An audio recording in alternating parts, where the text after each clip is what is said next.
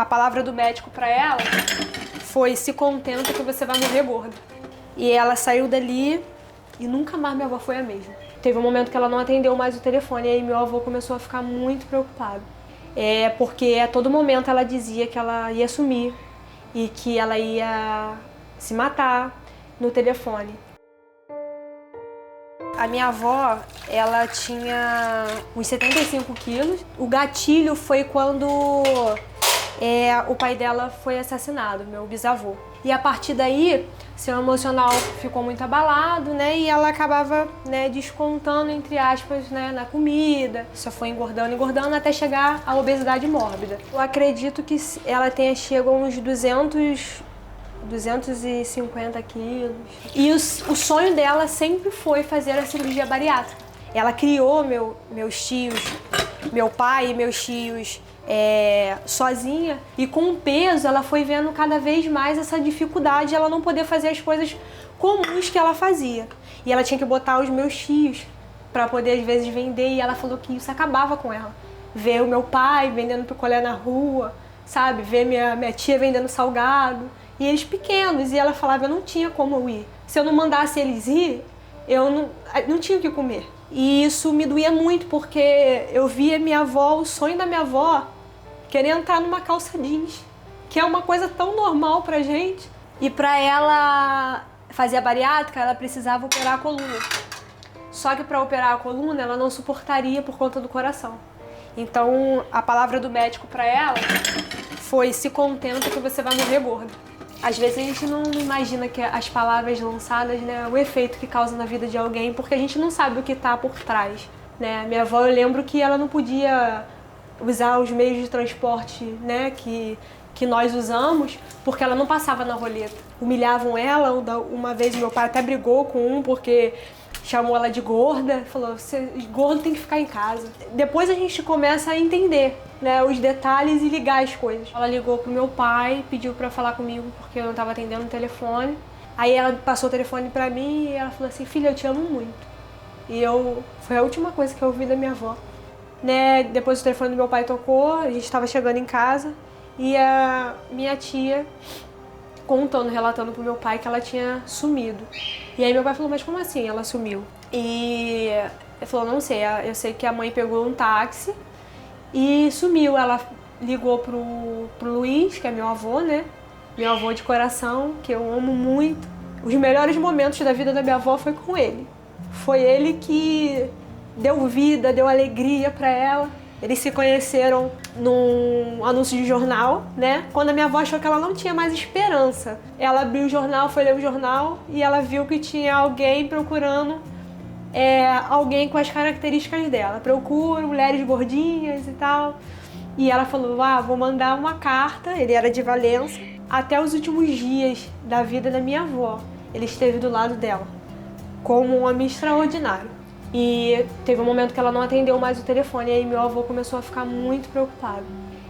Porque a todo momento ela dizia que ela ia sumir e que ela ia se matar no telefone. E quando eu acordei, eu senti uma presença muito grande, muito forte do meu lado. E eu tinha certeza que minha avó tinha ido embora. De repente, meu telefone toca. E aí eu atendi, e aí minha prima falou: primo, a gente perdeu a minha avó. E aquilo dali, pra mim, até hoje eu posso sentir essa dor. E dentro da bolsa dela tinha cartas. Tinha uma carta pro meu pai, tinha carta pras minhas tias, tinha uma carta pra gente, pros netos, né? E ela falava assim: perdão, meus netos, vocês são as coisas mais lindas que eu recebi, os presentes mais lindos depois dos meus filhos. Mas a avó não aguentou continuar. A gente acha que isso é algo, né, só adolescente, né, só jovens, né, pode pensar, né, e se suicidar. Eu nunca pensei que a minha avó fosse fazer algo assim. E na verdade, tudo que ela relatava na carta era que ela não queria acabar com a vida dela, queria acabar com a dor que ela sentia. Ela nunca procurou se tratar como depressiva, porque para muitas pessoas isso é uma frescura. Não existe ansiedade, não existe depressão, e eu acho que ela não entendia muito o que ela estava vivendo. Até as histórias tristes dela, ela contava com muita alegria, sabe? Assim, com muito orgulho do que ela vivia. Só que tinha momentos que a gente sabia que ela não estava legal. Eu acho que uma das coisas que doía nela, né, um dos principais gatilhos também era isso, porque ela sempre levou amor, sempre levou empatia, sempre levou cuidado para as pessoas. E nem sempre, nos lugares que ela ia, ela recebia isso. Tive casos da gente ir até dentro de uma igreja, né, minha avó sentar, quebrar a cadeira e pessoas rir. Quando que você acha que você dentro de uma igreja você vai receber isso, sabe? E ela sair dali de cabeça baixa, envergonhada, chorando. E era por conta dessas coisas que ela, muitas das vezes, nem saía de casa. Ela vivia realmente aprisionada. E ela falava, eu vivo aprisionada no meu corpo. Exatamente no ano que ela morreu, né? Vai fazer 8 anos que eu criei o projeto Mãos Doadoras. Junto com a minha mãe. Tudo isso aconteceu e a gente começou a assimilar esse processo de luto, de perda, do que a gente pode fazer. E eu falei, se eu puder fazer alguma coisa ainda pela minha avó, eu vou dar continuidade das coisas boas que ela fazia.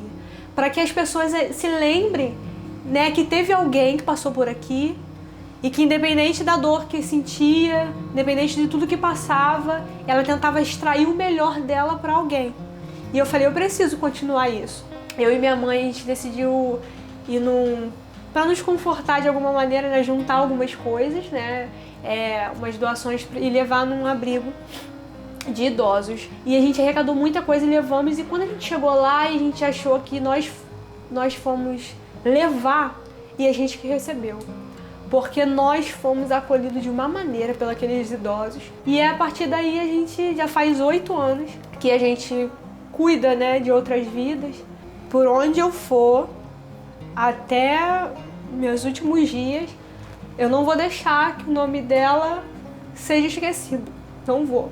Quando eu lembro da minha avó, tem um cheirinho de café, tem cheirinho de misto quente, tem gosto de vitamina de morango. Apesar das dificuldades que a minha avó tinha por conta da obesidade, por conta do peso, né? Minha avó sempre cuidou de vidas, né? A minha avó fazia reparos de roupas, né? E por ela morar numa comunidade, ela encaminhava essas roupas das pessoas que precisavam. Minha avó, depois do celular, por mensagem de texto, né, ainda, ela era psicóloga de muitas pessoas, sabe? E assim, às vezes não é só, porque às vezes as pessoas não precisam, né, só de um alimento, precisa de um carinho, de um cuidado, e minha avó sempre tinha as melhores palavras.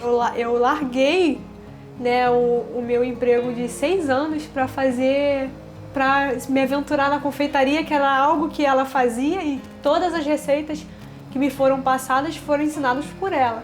Meu irmão esses dias veio aqui comer o biscoitinho amanteigado que eu fiz, falou assim, Larissa, e a lágrima pingou dos olhos dele. Ele falou assim, ó, é o gosto do biscoito da avó.